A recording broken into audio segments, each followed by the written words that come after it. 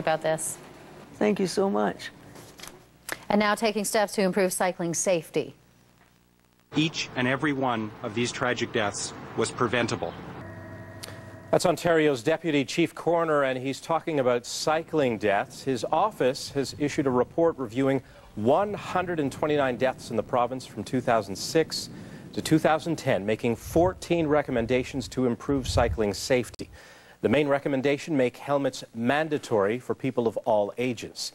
Patrick Brown is a cycling advocate and Toronto lawyer who first approached the coroner's office asking for this review, and he joins us now. Thank you very much for doing this.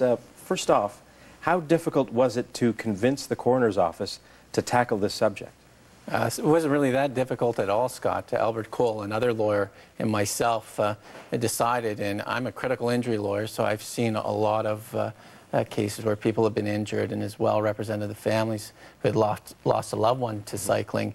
And we felt we would go in there and ask them that it was time for a review.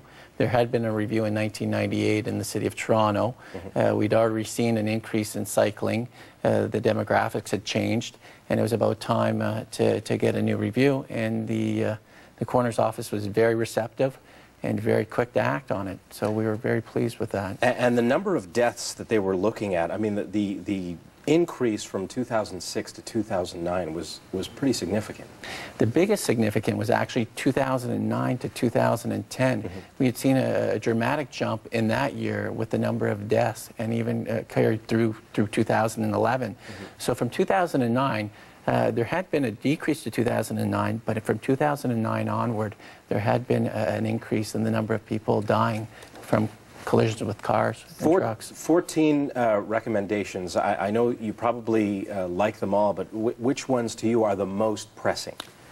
The most pressing is complete streets. Complete streets is the first recommendation that the coroner made. And complete streets means that the roads are to be shared equally amongst cars, bikes, and pedestrians. And that means that bike lanes, shared bike paths, other bike routes that allow space and access for cyclists to use the roads and to have the space to ride in safety.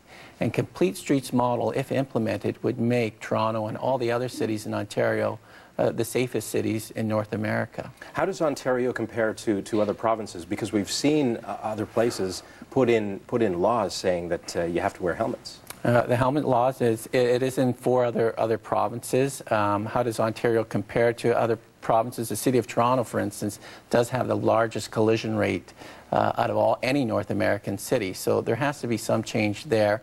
And how we compare it, well, obviously one of the recommendations was the helmet recommendation made by the coroner.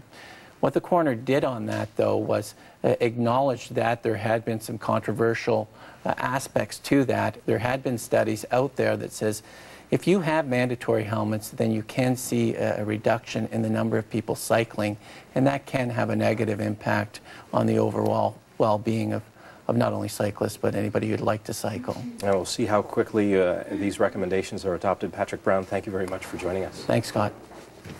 And you can find more information about the Ontario Coroner's review on our website, canadaam.ctv.ca. Up next, tech expert Marc Saltzman weighs in on Microsoft's new tablet.